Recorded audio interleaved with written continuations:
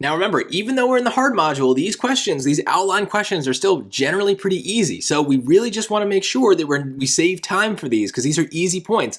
And even though the passage questions are slightly harder on the PSAT and the SAT when we get into the hard module, we really want to make sure we're skipping those as needed to save time for these. So watch, this is why it's so easy. We just focus on the question, ignore the bullet points. The student wants to explain the origin of the Perseid meteor shower's name. Which choice most effectively uses relevant information from the notes to accomplish this goal? Well, choice A, the Perseid meteor shower is named for the constellation Perseus, the location of the meteor shower's radiant something. The meteor shower's radiant, what does that even mean? The Perseid meteor shower is named for the constellation Perseus, the location of the meteor shower's radiant what? This feels like a messed up sentence. This feels like a typo.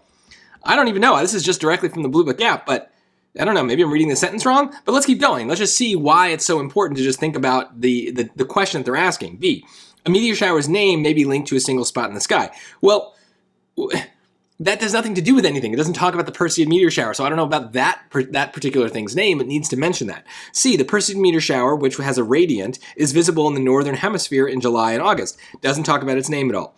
From Earth, all the meteors in a meteor shower appear to originate from a radiant, such as the one with Perseus. Okay. So all the choices are talking about radiant in a way that I have never seen before.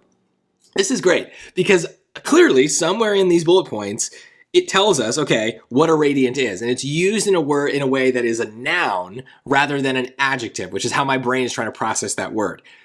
But I don't care.